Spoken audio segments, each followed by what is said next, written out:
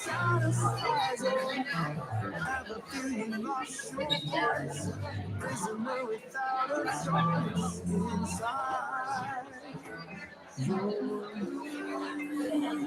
Sometimes the lights put out the sunshine, all of it's just the same. Stay, just let go and know it's broken. Come on, let's have a good time. We could all fly so high.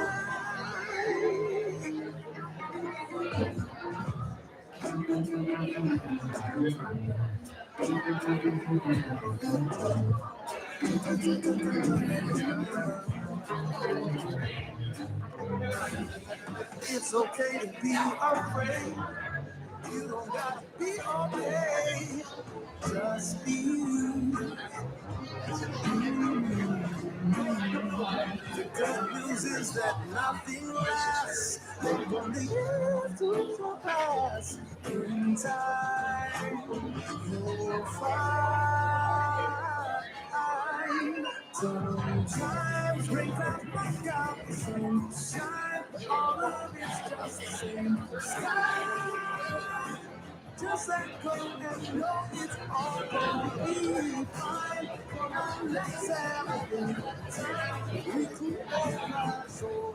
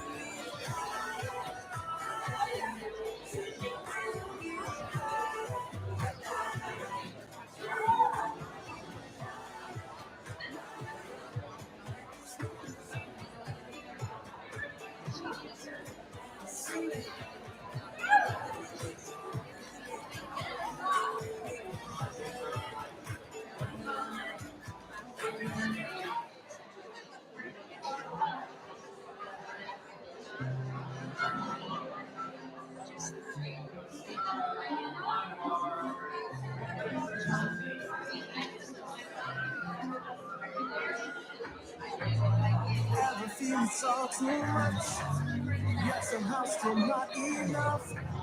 Afraid of them but don't like us. Like nothing ever satisfies. Oh, ever feel you lost your voice? Prisoner without a choice inside your mind. Sometimes when things look out the sunshine, all of it's just the same sky. Just like come, I know it's all gonna be fine. Come on, let's have a good time. We could all fly so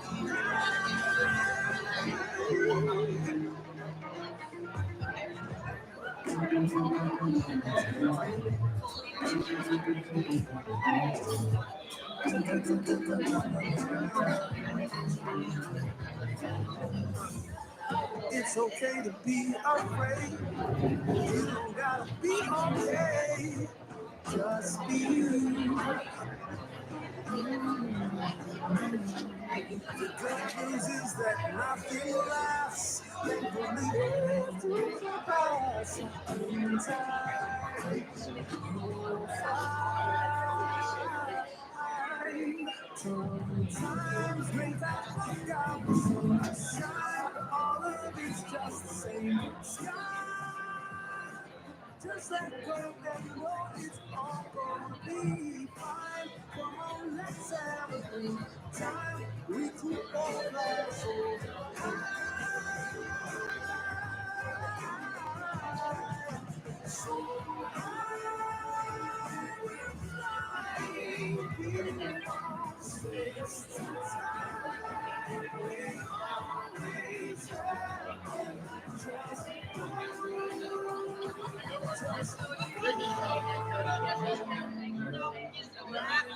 just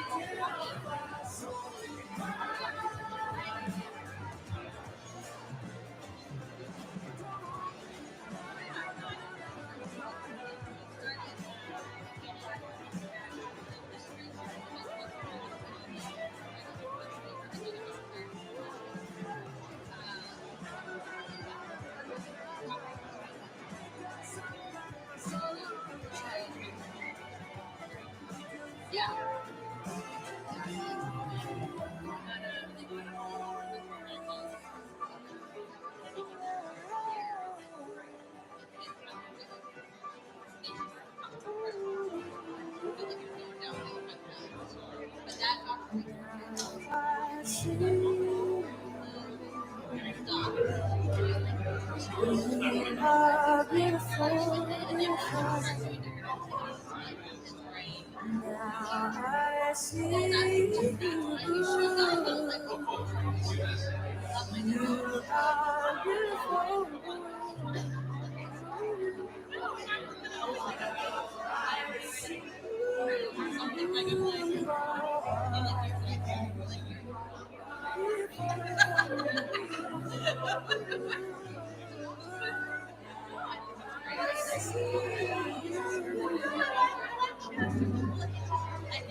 You are beautiful.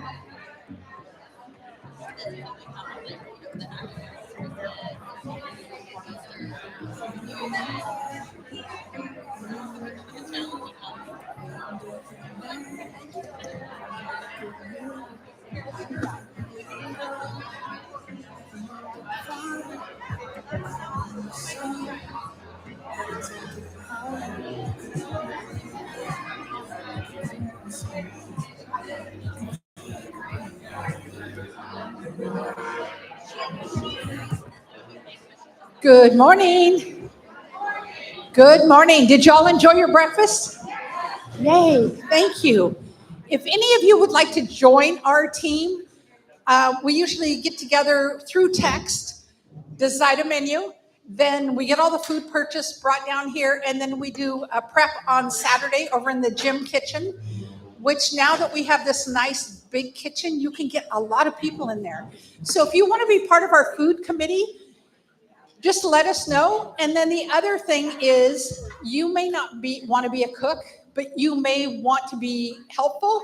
And we always need people to come in at the end and help clean up stuff and get stuff put back away and get all the food put away and that kind of stuff. So let us know if you'd like to be part of our committee, and we'll get you into our text feed, and so you can find stuff out about what's going on and have input about what you would like to see at these meals. For those of you that are new to Crosswalk, we do a meal once a month. We always announce it the week before, so you always know it's coming up. And so plan on coming hungry to church one Sunday a month and enjoying a delicious meal. We tried to cover all the bases, make sure there was something for everyone. So hopefully y'all got something really good to eat and enjoyed breakfast this morning. Now, to remind you, lots of great stuff going on. Tuesday's Praxis in Pete's office. It's at Tuesday at 12 noon and 7 p.m. So I want to encourage you to come and be part of the conversation. Right now, they're studying the book of Acts. So it's a lot of what you're hearing today in the service. So I wanted to share that with you as well. And then want to remind you, Zumba is happening on Saturdays at 10 a.m. Becky Jo leads it up. And I'm telling you, I was watching a part of it yesterday, and if Krista Largo, could you raise your hand? I saw her in there. She was doing Zumba, so it's all levels. You can come. She didn't even need her walking stick while she was doing Zumba, so I'm telling you. And it also will help you with your balance, figuring your stuff out on how to keep your balance better. So want to encourage you to come and be part of that on Saturdays. And Ann, you want to come on up? Your other one.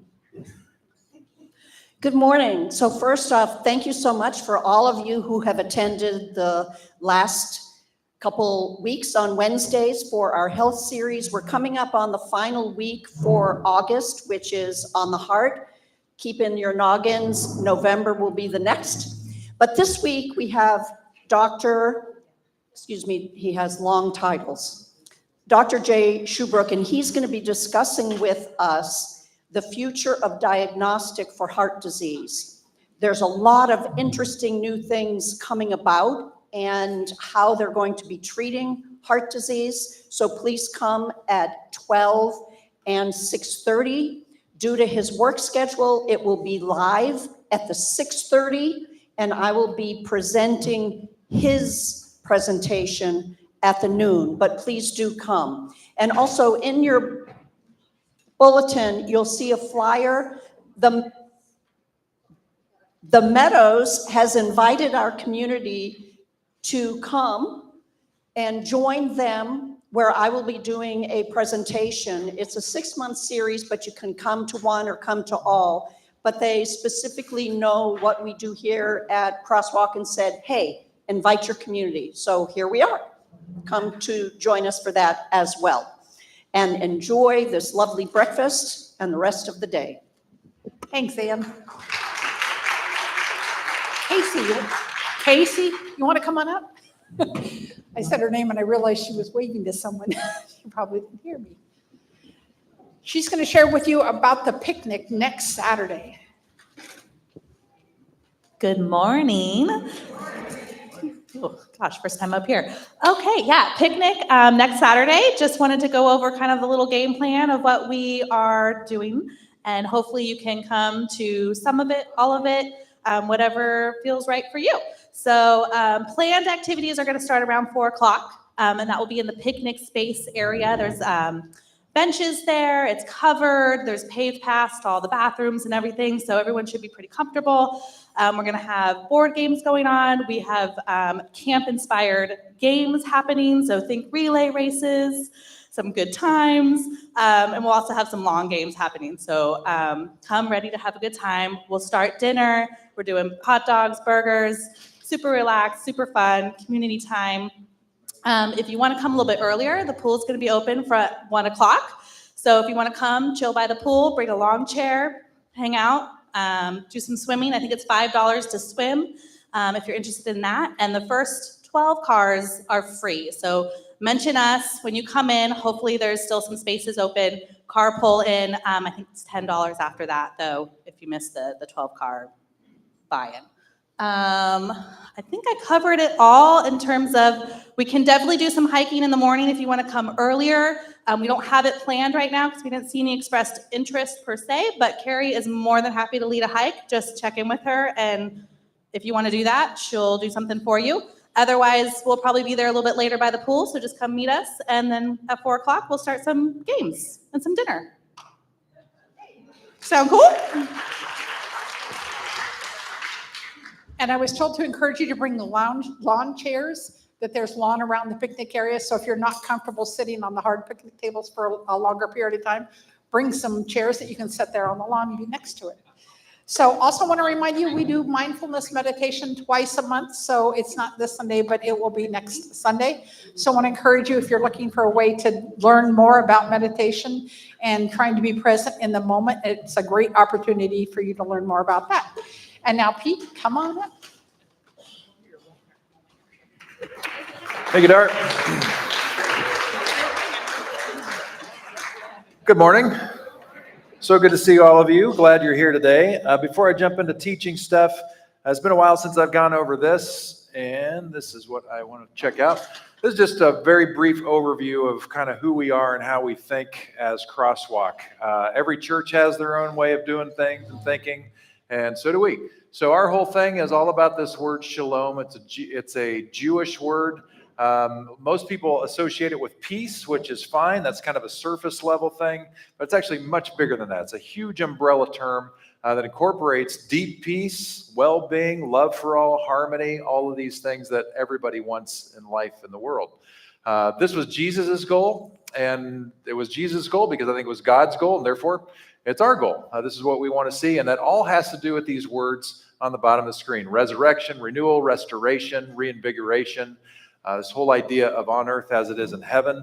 And of course, the image that we have are two people working together to cultivate this living thing. That's correct. Could this image be you and I working together? Yes, it could. Could this be us and God working together? Yes, it could. So the whole point is doing this thing together, cultivating this. And those movements of cultivation, we've built our church around this in terms of our belief statement and how we operate. And so these are 5 major moves that we see reflected in Jesus and the Gospel of John in particular. He was a lifelong learner, so he was always stretching his mind. He knelt in service to anybody and everybody. So we're thinking, okay, well, if these are things that he did, maybe we should be doing these things. He stood up for people who needed him to stand up for his presence, his voice. Lots of times in just kinds of things, that's what he did. He communed with God. He was known for taking time away just to be still with God in meditation. And he connected with others. He chose not to be Superman and just go it alone, but he invited 12 people and more to follow with him throughout his teaching and ministry. So, in psychology, there's sort of 2 major schools of thought. One school of thought is work on your internal stuff, and that will manifest itself out in health and your behaviors. And the other side is work on your behavior stuff, and that will work itself out in your inner stuff. And so we can kind of look at this Jesus thing in a couple different ways. I think he had his mind blown somewhere in his late adulthood. I think that's what happened somewhere around his baptism. That was the major change in his life. So I think something happened with him, and he could not help himself but do these things. So when the Spirit of God was so powerful in his life, these are the movements that showed up. So that informs me, when the Spirit of God is powerful in my life, these things are probably going to come about naturally. But you can kind of reverse engineer that a little bit too. It doesn't quite always game this way, but sometimes following in the footsteps of Jesus helps you get to know Jesus. Sometimes being engaged in the things that you know God is already caring about is going to help you experience God more. These are movements of God, if that makes sense. You can count on them. Okay. All right. So that's enough of that. Last week in this series on that we're doing, following the call, we talked about one line of the Lord's Prayer, "Thy kingdom come." And if you were here for that one, you probably heard a take on that that you've never heard before, because I'd never heard it before, and I never taught it this way before because I didn't know it this way before. But it was a very saucy service, let's just put it that way. Because the language of "Thy kingdom come" is the language of lovers. And I had no idea until I was looking at this book that unpacks the Aramaic, that the intimation of Jesus saying, "This is how you should pray," is not just this cerebral, praying, hoping to a God/judge up in the sky to maybe help us out a little bit. No, that wasn't it at all. This was the language of lovers. "Thy kingdom come, come, my beloved." This is the language of the Song of Songs in the Older Testament. And that just changes our whole way of thinking about this prayer. And so the second part that we get to, so the second movement of this Lord's Prayer is, "Thy kingdom come, thy will be done on earth as it is in heaven." That same tone carries to the next frame. We're not going to be as saucy today, but we got to remember that's the tone. It's a tone of love. It's a tone of lovers as we go in. But to help you kind of transition into some teaching mode, got two things for you. One is I've been talking about the Aramaic version, so I thought it would be kind of fun for you to hear the Aramaic version said, the Lord's Prayer said in Aramaic. So you're going to hear that. And then in our own culture, we say the Lord's Prayer, but the Lord's Prayer is also something that is sung in our culture. Just last week, we sang a more contemporary version of the Lord's Prayer, and there are a couple classic versions. One of them I'm sure that you've heard at weddings, maybe funerals. It's this lovely song. If I had my game was on, I would have looked up the famous composer of it. But it's this lovely. Sometimes you hear it with this harp kind of going along, and it's beautiful, right? I remember in college I had to learn a different version of it, which was more startling. So there's many versions of the Lord's Prayer. So I thought it'd be interesting for you to hear the Lord's Prayer in Aramaic, in maybe its native culture. So you're going to hear a young woman sing it from her culture. So anyway, let's go first. Enjoy the spoken Lord's Prayer in Aramaic.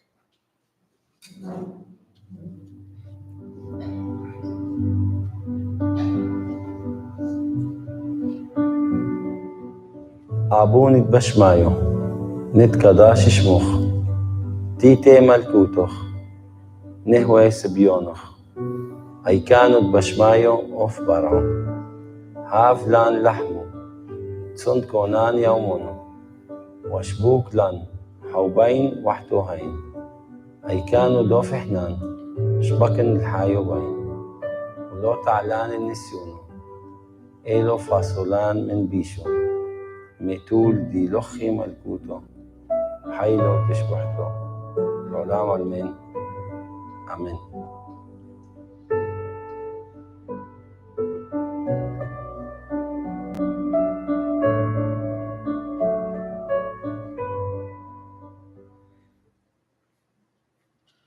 And now a song.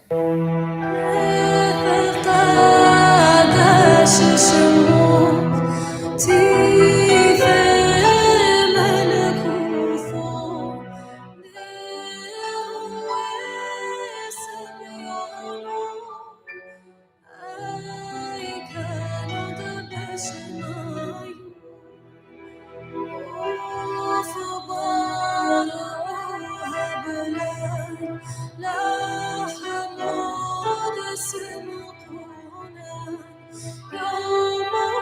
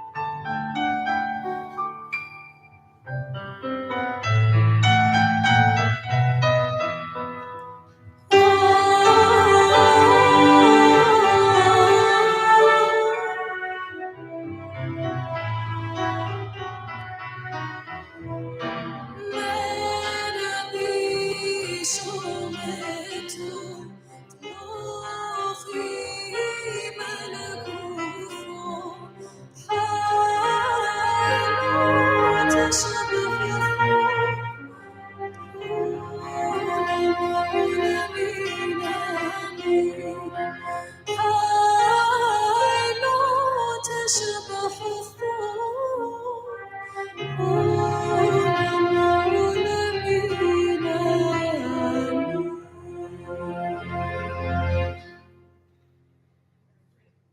nice? Yeah.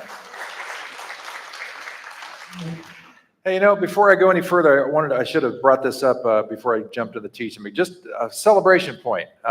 You may have heard that we're in a capital campaign, and we just passed a major hurdle in that campaign in terms of the project. The first major project we went after was our roof, to make sure that our roof over our flat buildings here and over here, we're going to last another generation, and that work is completed. So well done. Good job. Yeah. This is pretty close to right. About 250,000's come in. About 400,000 has been pledged. And after that, we only have 400 and some odd thousand to go. So no problem. We'll get there. All right, well, let's jump into the Aramaic. I apologize ahead of time. There are some really good quote stuff that I want to throw at you. So I'm going to read along. Hopefully it's not too much. I usually don't want to do this much, but there's such good stuff, and I wanted you to catch it. And then we're going to have a heart-to-heart toward the end. So look forward to that. All right, so here we go. On the Aramaic stuff, this word Zavayanik can be translated as will, but it is not what we usually think of as willpower and thy will be done, trying hard or willfulness, unrestrained force. In Aramaic, the word carries the meaning of desire, a harmonious cooperation of movement that includes natural discipline. Natural discipline, that's interesting.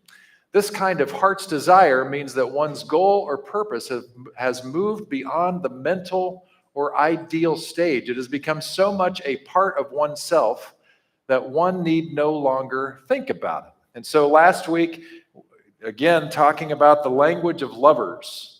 When you're in that euphoric state of being in love or whatever that is, you find yourself often naturally in lockstep with that object of your affection.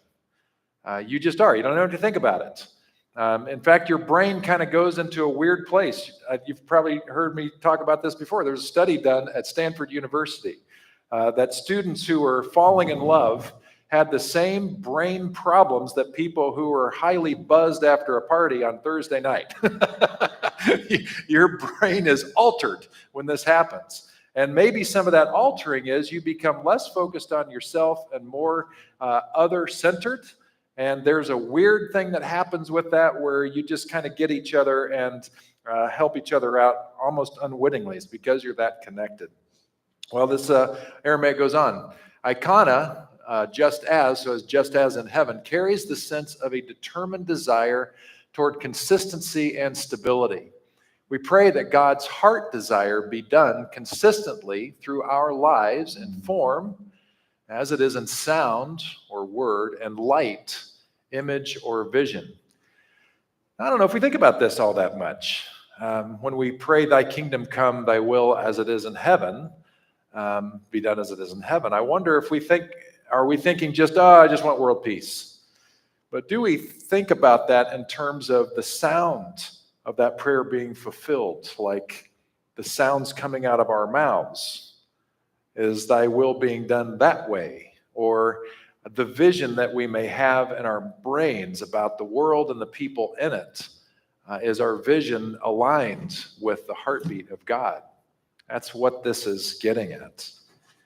And then the final Aramaic lesson for you today. Ara means earth. In fact, it may be the original source of that word. In sound meaning, it evokes the sigh of the human species whenever it feels the support of the earth underneath and remembers to treat it as another living being rather than an object to be exploited. So let's just pause there for a second. So when Dave Carney Brown is leading our meditation, he has you sit up straight with your feet on the floor to feel grounded in the earth.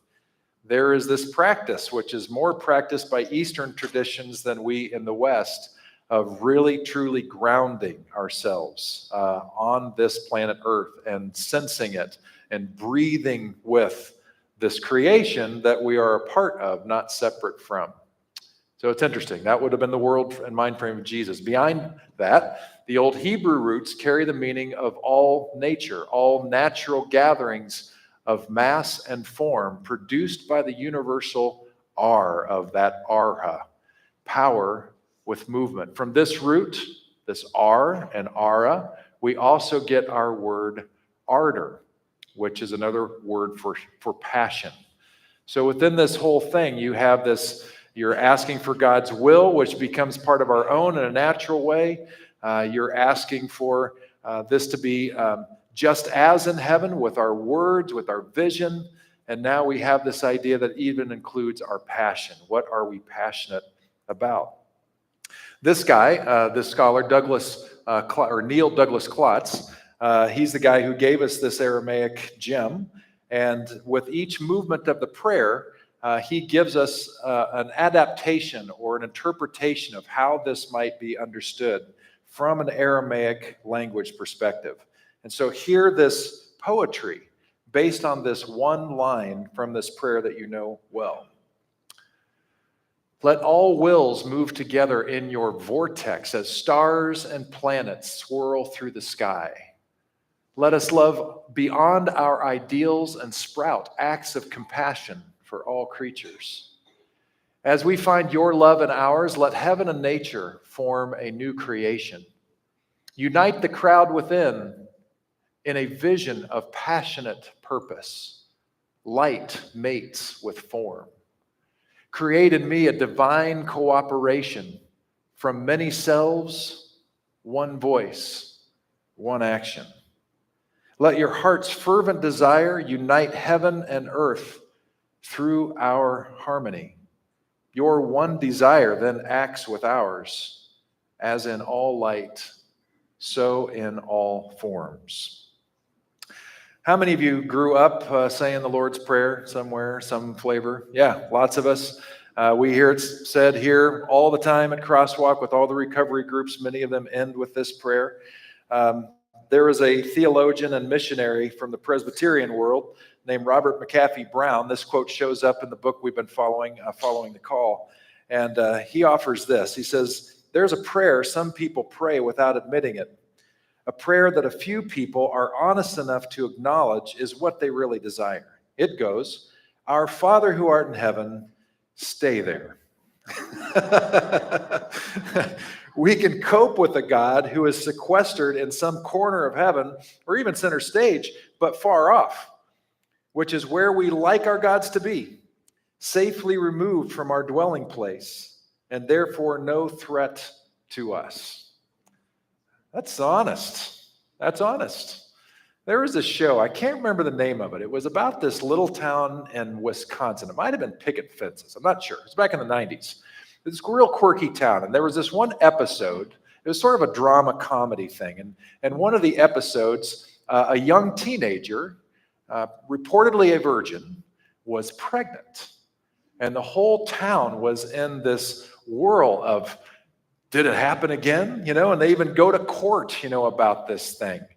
And one of the prime characters is a sheriff in town, and he's having a conversation because he's in the middle of this because there's people that are kind of going nuts, with this. And his word is, I believe in God. I just don't know if I want God in the same room. It's a very interesting way to say it. Well, there's a different vision that maybe we should be thinking about here, and this is echoed by Francois Fenelon, who lived a few hundred years ago in France. And he said, what God requires of us is a will which is no longer divided between him and any creature, a simple, pliable state of will which desires what he desires, rejects nothing but what he rejects, and wills without reserve what he wills, and under no pretext wills what he does not. In this state of mind, all things are proper for us. Our amusements even are acceptable in his sight. So St. Augustine, who was one of the church fathers many centuries ago, he boiled down the faith to about as simple form as you can get.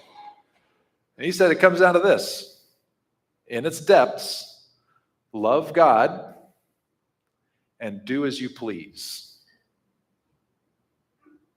If you think that through, love God and do as you please. If you really love God at that kind of depth, if you love God like a lover loves a lover, if you love God like that, you can do as you please, because your heart of hearts would never want to offend the object of your love. Quite fascinating. And of course, if we really love somebody this much and we're really sincere about it, this is going to change our lives. So in my Praxis group, we came across this quote this week from a popular theologian from the last century named William Barclay.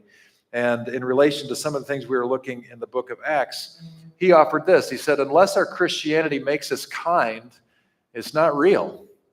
Unless our declared change of heart is guaranteed by our change of deeds, it is superficial and false. This, by the way, is echoed in one of the New Testament letters, in the first letter to John. It says, if you come across somebody who claims that they are followers of Jesus and claims they are lovers of God, but hold hatred in their heart and hatred toward their brothers and sisters, question it. Now, this is a binary, and we got to be honest with ourselves. I'll be honest about myself. Maybe I'm the only one, but sometimes I have a bad attitude about some people in this world. And so if you were to hold me to this and the 1 John chapter 4, maybe I would totally fail. But hopefully, on balance, I'm a kinder, more shalomy person because of my love of God and because of God's love for me and trying to grow in that. And I would say, because you're crosswalkers, that certainly must be true of you because you're wonderful people. We go on. There's another, this is pretty tough. Talking about ways that sometimes we miss things. And sometimes I'll talk a little bit more about this later, but sometimes I get distracted. Maybe you do too, in your faith and in your lovely priorities. And sometimes you find other loves to pursue, and your love of God may not get fostered as much as normal. And looking back, you find out that the vision of your head, the words of your mouth, the attitude of your heart and mind weren't quite as reflective of the grace of God that you would otherwise want.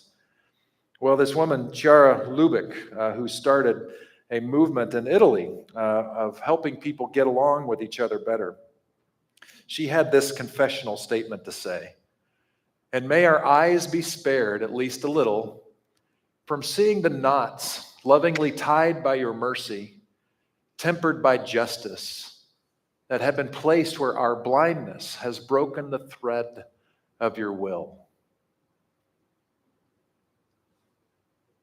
Sometimes, you ever been to the beach and see a kid, make sandcastles and stuff, or maybe you still make sandcastles if you've got the right bucket and everything?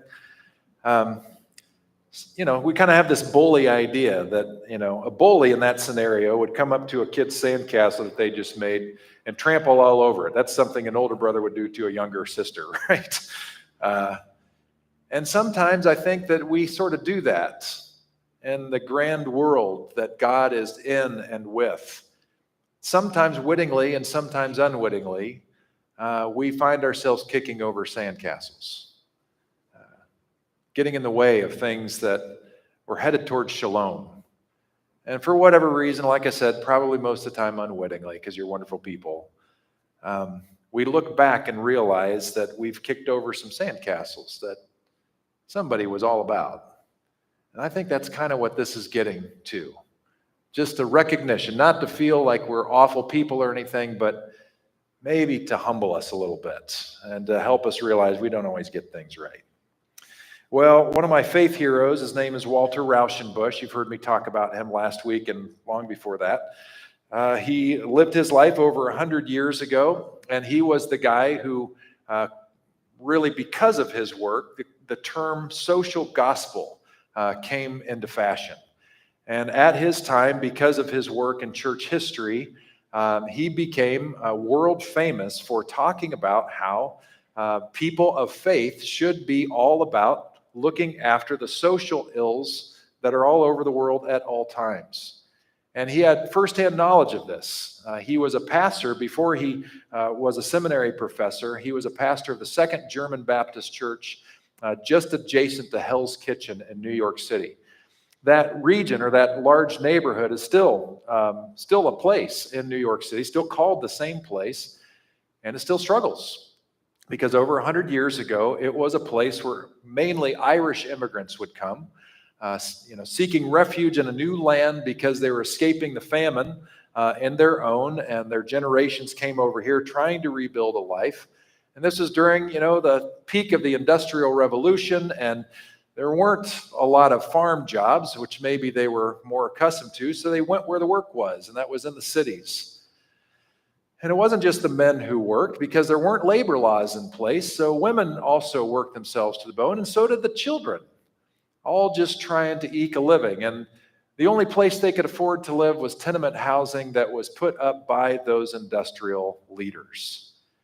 And because they knew that they had the upper hand, they didn't care a whole lot about creature comforts or even windows in apartments. And so people were crammed in there like sardines with poor ventilation. You can just imagine what would happen if influenza showed up. All of a sudden it shows up for everybody, and death starts to happen like dominoes. Well, Walter Rauschenbusch, being a pastor in that environment, mostly to German-speaking people at that time, he had done enough funerals for children that died because of all of those conditions. And he couldn't keep his mouth shut anymore. And so he started talking about what this was. But I'm getting ahead of myself a little bit, because what really started it for him, what changed his life, happened long before he was a pastor. We're not exactly sure the circumstances of it, but we know that when he was about 17 years old, he had a religious experience of some kind that made the whole God thing not just a cerebral activity, but a real passionate relationship. And out of that, he started to frame an idea of what it really looked like to lead a blessed life. And this is how he describes it in this poem.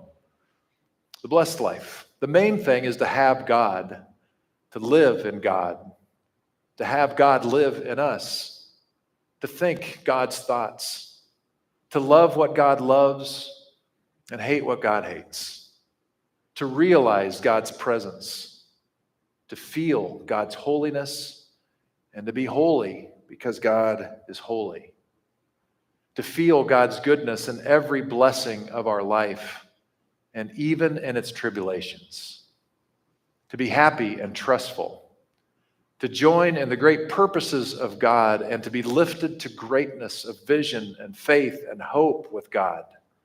That is the blessed life. And he unpacks this a little bit more. He talked about what it meant to live as a child of God, and he says, realize often the presence of God. And that idea, realize, that has something of us in mind. We have capacity in realizing things, bringing things to reality. So he's saying, bring to reality often the presence of God. It is the first article of religious belief that there is a living God. It is the first act of religious life to realize God and come into contact with God. It is a mighty act of faith every time. If your thoughts are often of the living God, if God's fatherly care is your trust, if God's will is your final law, if God's communion is your joy, you are living as a child of God, as a possessor of the spiritual and eternal life. Therefore, practice the presence of God. Well, as you might guess, here at Crosswalk, it's kind of become common, and we don't get as much heat as we used to.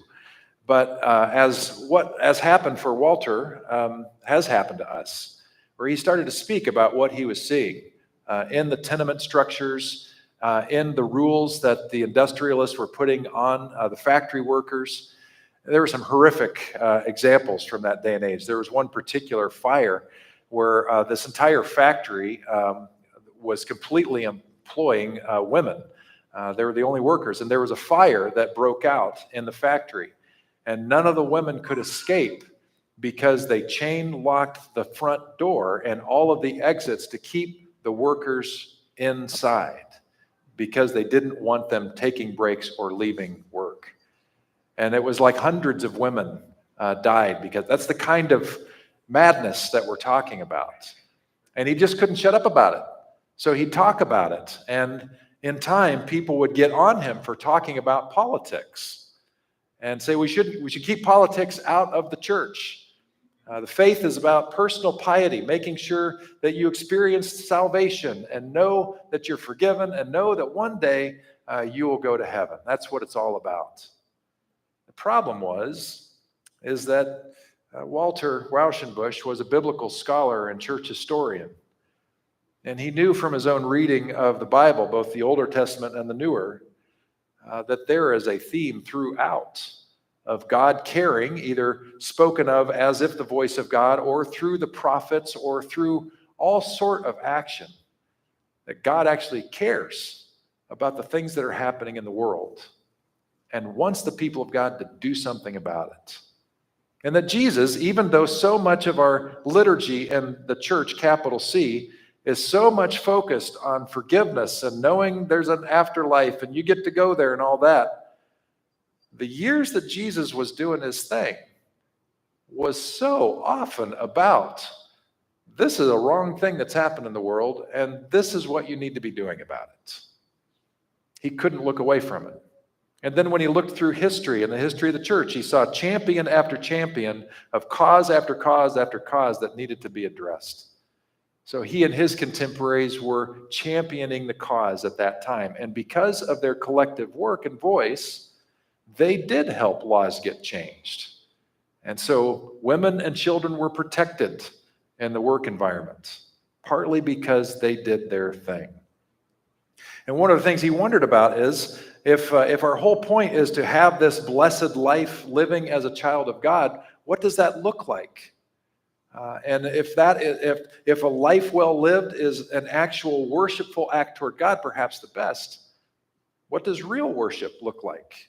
He asked his congregation, and this is his answer. The real worship, the only thing that God really cares for is a Christ-like life, to live all the time in the consciousness of the love and nearness of God, to merge all our desires and purposes in God's will, to walk humbly before God and justly and lovingly with all people. This is the real Christian worship. Without that, no prayer, no song, no divine service on Sundays is more than discordant noise in the ears of God.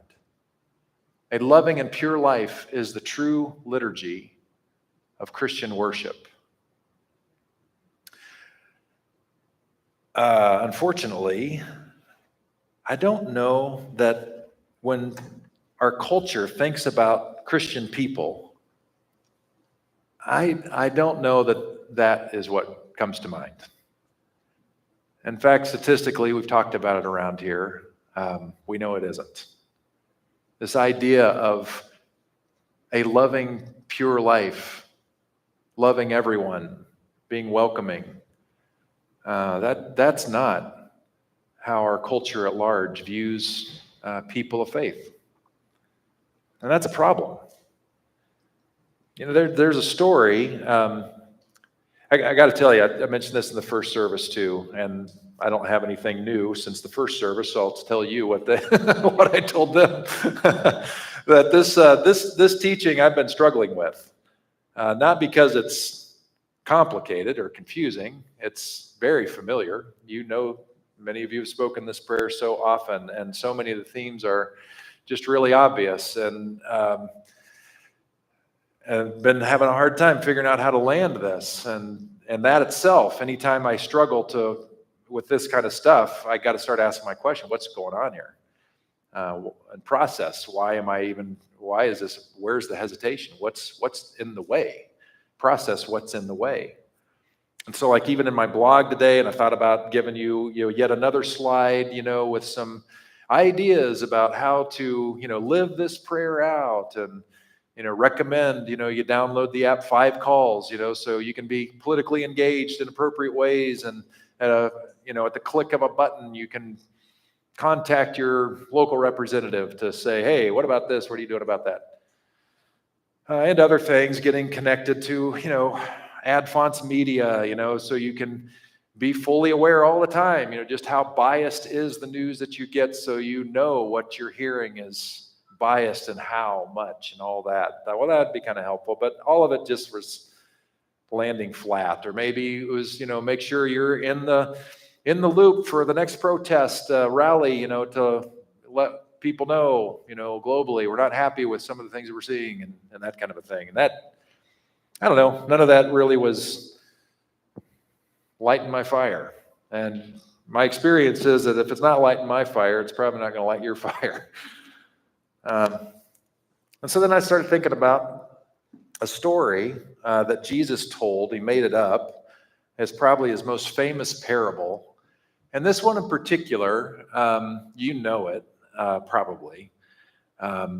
There's a twist at the end that I hadn't really considered until just a couple weeks ago, when the scholar I was listening to just mentioned it in passing. And it just hit me like a ton of bricks. It's a story about this guy. Jesus is teaching, wherever he's teaching, and this guy, kind of a know-it-all, who feels really good about himself, comes up to him and wants clarification on the law. He says, well, Jesus, what do I need to do to inherit eternal life? And Jesus says, well, you know the law. You're a lawyer, after all. Love the Lord your God with all your heart, soul, mind, and strength, and love your neighbor as yourself. And he says, well, I've been keeping all these commandments for my whole life, but I need some clarification. Who is my neighbor? You know the story, right? And he's wanting to figure out, what's the bare minimum? Are there people I don't really have to be neighborly to? Because in his mind, I'm pretty sure I've been neighborly to the people that I should be neighborly to, and maybe not so neighborly to people that maybe God doesn't even want to be neighborly toward, right? And so Jesus launches into this story, and reading his heart. And he says, well, let me tell you the story. There's this guy, a Jewish guy in Jerusalem, and he wants to go down to Jericho, which is literally, I don't know, it's like a 1,500, 2,000 foot descent. You literally are going down to Jericho. And it's this treacherous journey. And Jesus makes it clear as he's making up this story, it's a made up story, right? That he chose to go alone. And as soon as his audience hears he's going alone, they're like, oh no, this is terrible news. Because everybody knew you don't make that journey alone. Around every corner, there could be a thief or mugger or whatever. You're taking your life into your own hands, literally, if you decided to make this journey alone. And this fool decides to do just that. And so Jesus continues on the story, and not to anyone's surprise, he turns around a corner, and there's a group of thugs. And they beat him up. They rob him of everything, including the clothes off his back. So he's just lying there like a lump, beat up, left for dead, literally, on the side of that road. And along comes a pastor-type guy, a rabbi, a priest. And he's on his way down to Jericho. We don't know exactly why, but the only thing we do know is that when he comes across this suffering, maybe dead Jewish man, and he knows he's Jewish, he chooses to pass on the other side of the road and keep on going. And a little while after that, maybe not quite as official as a pastor with all the fancy letters and everything, but a very devout person, maybe a Board of Deacons member or Board of Stewards member here at this church, sees the guy suffering on the side of the road, and he passes by on the other side. Now, you know what's coming. Jesus says, and then a Samaritan came by, and the whole crowd just started to kind of groan because Samaritans were Dodgers fans. Who likes them, right? I mean, so anyway, now you understand how the crowd reacted, right? So they hear the word Samaritan and they all groan. And some of them just assume that it's the Samaritan that robbed the guy in the first place. And he's come back for more. Maybe he missed a Rolex on his watch or ankle, or who knows where, and just wanted to see if he's there. Or maybe he came back to finish it off because maybe he just wasn't sure if he was dead and he had to make sure there weren't any witnesses. But absolutely everybody assumed the Samaritan was bad news. But Jesus flips the script. And now the Samaritan, the bad guy, decides to stop and see how the guy's doing. Finds out he's still alive. Lifts him up, puts him on his own donkey, and walks him all the way in to Jericho. And when he gets to Jericho, he makes sure he's taken care of because he's got to go on for business, and tells the person taking care of him, hey, you take care of him, keep a tab, I'll settle up when I get back. And then Jesus finishes up and says to this, smarty pants guy, so in this story, who was the neighbor? Not who was the neighbor to neighbor to, but who acted as the neighbor to another. And the rich guy recognized, I guess the Samaritan was the one who was neighborly. And the point was made. It's not about who makes the cut of the deserving of our love or care. It's how are we acting, neighborly or not. But the thing that struck me that I hadn't really thought about a lot until just a couple weeks ago, again, and this just passing comment of this religious authority who's known the world over, and his stuff's still being read even though he's been dead for 40 years now. He just made note that after the Samaritan got to Jericho, he put him up in an inn and told the innkeeper, you take care of him, I'll pay you to take care of him, and when I get back, I'll make sure you're taken care of. The Samaritan took the beat up Jewish guy, to an inn, not to a synagogue.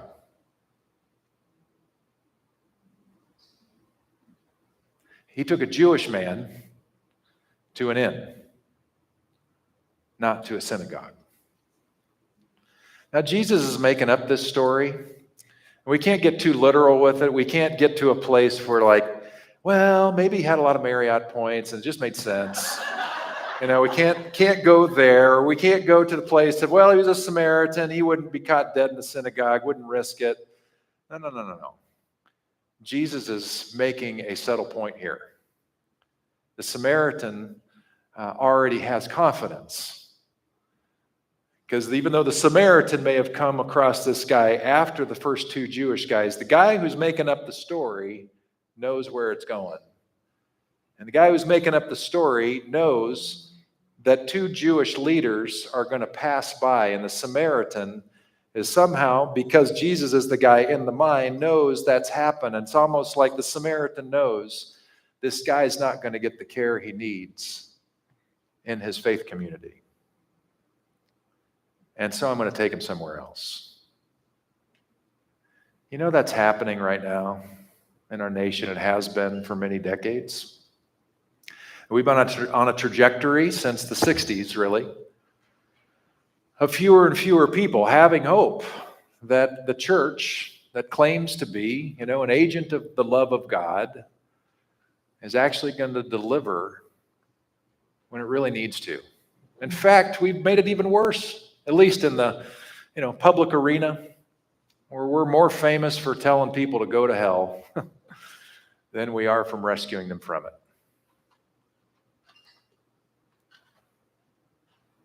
So I think that's part of why I was struggling with this. And then part of realizing that we are in a time where the things that were really on Walter Rauschenbusch's mind are right here all over again. Just like they were 60 years ago with Martin Luther King Jr. and the Civil Rights Movement.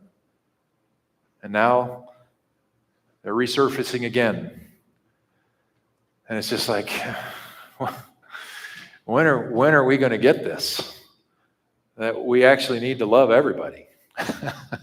And it doesn't matter what they've done, who they are, where they're from, what their paperwork shows. Are they human beings or are they not? And if they are we going to be neighborly or not? And I know it gets complicated and it's complex, but at the end of the day, if the people of God cannot be known for loving like Jesus, then doesn't it make sense that Samaritans everywhere will just go somewhere else? And maybe God will too. So I was at this prayer event on Thursday, and it was lovely. It came together very, very quickly, and it came together at the Islamic Center in Napa, which was its own thing of beauty. So the prayer service, and the Interfaith has done things like this over time, so I'm not shading on any of that at all, but here's a beautiful thing, that the Islamic Center, from the Islamic Center came the idea for a community-wide prayer vigil for peace. That's who generated this. And so an email went out last week to the Interfaith leaders, and it was a group thing. There's not that many of us, so nobody got too flooded with stuff. But one after another of us said, this is a great idea, count us in. And one of the first to respond was Rabbi Niles Goldstein from our local synagogue. Isn't that beautiful? Yeah, sure, applaud him. Lovely. And pastor after pastor and leader after leader from Buddhists, from Baha'i, from Christians, from, obviously Muslim, Quakers, we kind of represent it all. We're there. And it was lovely. There's about 60 people or so that were there. And most of the people on stage represented all the different faiths, which was cool. And it just so happened that I was sitting by a friend and colleague, Joelle Gallagher, who's on the Board of Supervisors here in Napa. And I've known her for many years. And after everything was over, we were just catching up. And because I'm a pastor, I get to be really intrusive and nosy. Sometimes I really offend people because I ask, penetrating questions. But anyway, I just asked Joelle, hey, how you really doing? And she voiced, things. I'm not breaking anything because I think it's how a lot of us are feeling. But she was echoing not just her, but how she's seeing a lot of people in Napa are doing. And she says, man, I just feel like people are exhausted. And they don't know what to do. And I get anxious because I see some people, I don't fully understand it, but I kind of do, where, people just seem to be almost laissez-faire about the whole thing, that they see things that are going on and they're just like, what are you going to do? And it breaks her heart because she is such a heart-forward, let's make things better person. But I resonate with it. And this is not new, dealing with this kind of stuff. And it is exhausting, isn't it? And not feeling like we know what to do. And it can feel so overwhelming that you just don't want to do a thing because it doesn't feel like you can do anything anyway. Any of you ever felt that way? So I'm wondering, as we say this prayer, that almost feels empty or futile. It's like, yeah, thy kingdom come, thy will be done on earth as it is in heaven. Okay, yeah. World peace, it's just that. What do we do with this? I don't have an easy answer for you, but I do wonder if there is a secret in the secret sauce that Walter Rauschenbusch talked about and the Good Samaritan lived out.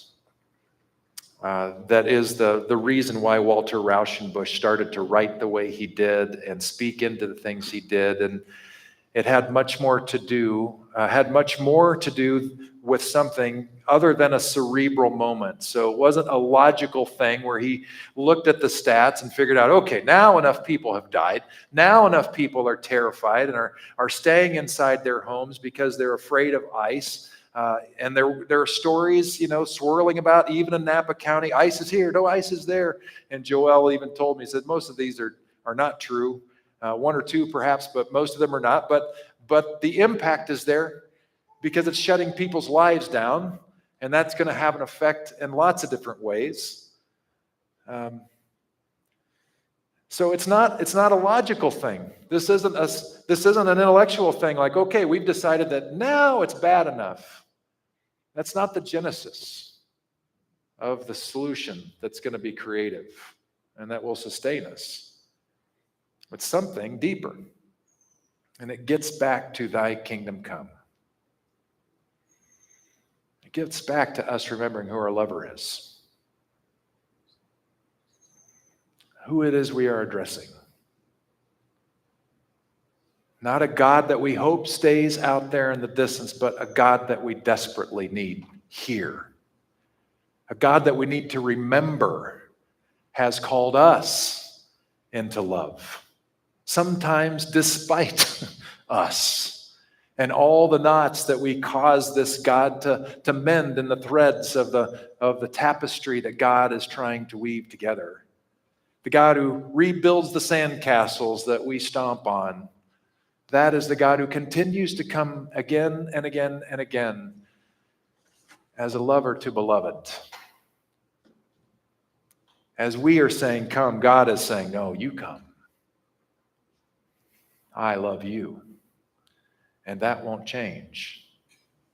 It's like we need to come back to that center, that core, that we are deeply and profoundly loved and be in that, not in a ultra individualistic, personal, pietistic kind of way where it's all just about ourselves, but where we are reminded of who we're in relationship with so that our eyes can change and we recognize that so is everyone else. And this is a battle we will have to fight. This is a temptation we will have to work against, because even within the religions of America, even within Christianity, it has always been a tension. Is Christianity mostly about, and this happened back in Walter Rauschenbusch's day, it happened in the 1930s, it happened in the late 1960s, it happened in the 1980s, and it's happening right now. Is the church primarily about you getting your soul figured out so that you're forgiven and you go to heaven? Is that pretty much it? Which means that when you go to church, you're reminding yourselves of what a moron you are and how bad you are and how much you need forgiveness so that you can ask God forgiveness one more time and get all cleaned up one more time and then sing some songs about how you get to go to heaven someday. And now you're in this euphoria by the end of the Sunday service because you're all freshened up and regraced. So you can go screw it all up again and come back on Sunday and remember again and get all euphoric again and rather lather, rinse, repeat, right? But then there's this other voice of the church, which I think more reflects the holistic picture of Jesus, which says, yeah. Grace, yes, foundational. Yes, love of God, foundational. Yeah, we have hope now, forever. Yes. But Jesus' whole teaching was look around and see where the kingdom of God needs to be realized. Where does shalom need to happen? Because God is always about shalom. And when that is the case, it cannot just stay over here, even though this frame is the most popular one out there. Why would this frame of Christianity be the most popular out there? Because it's not getting you out there. You cannot give a rip about the world or the people in it as long as you're here, except in a very spiritual way. Like, I sure hope they find the grace of Jesus so they don't burn in hell. Somebody please do something. Meanwhile, people are living in hell over here. And the folks in this theme of Christianity are seeing it. And people within this frame who, like Walter Rauschenbusch and who, like so many before him, including Jesus himself, knowing how much they are loved by God and how deep the Father's love is for this Abba's children, cannot look the other way and cannot wait for heaven to fix it all. It cannot be born out of an intellectual pursuit. It has to be born out of a lover's dialogue. It has to. And I don't have an easy answer for you except to ask the question, how's your love life with God? Do you prefer God out there at arm's length, not in your business, certainly not in your bedroom? Do you welcome the lover of your soul to be the lover of your soul, to be the light of your path, to be the fullness of your heart, to be the one that when you are so enraptured with this one, you don't have to think about what should I do, because out of your love of God, you can just simply do as you please, and it will also please God. That's where we need to be. I don't have a 3-step solution to make that all work for you today. That's yours to figure out in your life, your relationship, but I am confident that that is the only way we sustain going forward.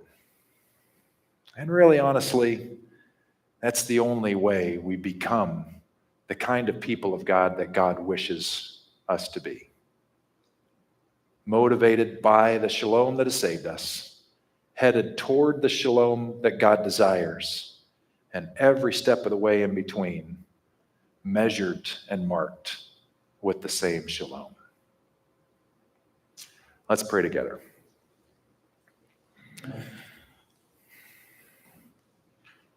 So God,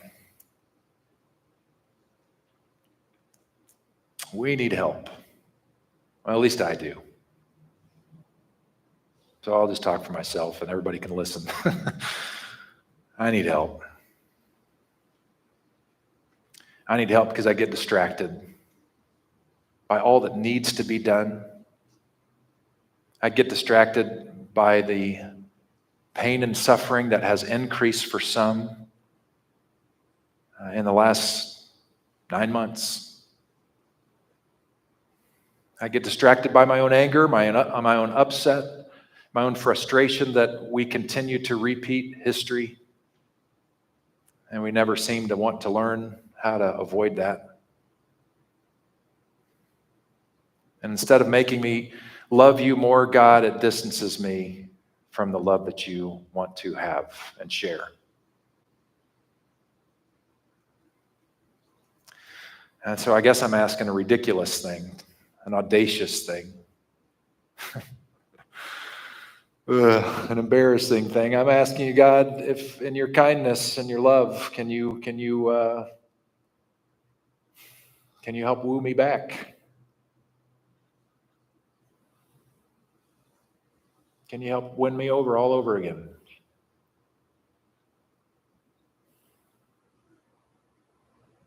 It's not you, it's me. God, can you help fan anew the flames that I know are within? The love that has sparked my life so many times in the past. I know, it's ridiculous to even ask. That you, who I may have offended, if I can treat you that way, that I would even ask you to help me. You who maybe I've hurt. And yet I know that's who you are. I know it's what you do. And I know that your love never fails. And so as audacious and ridiculous and embarrassing as it is, I know you long to answer this prayer. Not just for me, but for all. That we would not just be convinced with our minds that the way of Jesus is right and good, but that we would be impelled and compelled by your love incarnate in us, allowing us to love and live and breathe, giving us hope, center, a true north, a flame in our souls.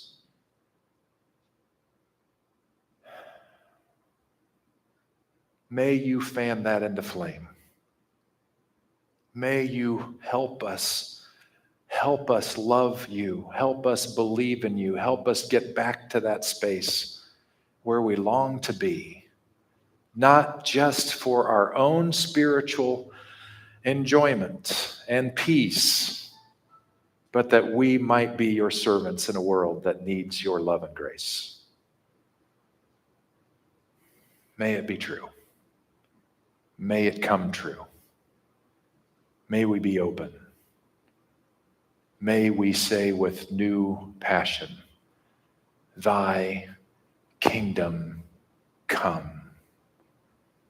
Thy will be done on earth as it is in heaven. Amen. Thanks for being here today. I hope it was good, and we will see you next week for Give Us This Day Our Daily Bread. Thanks for coming.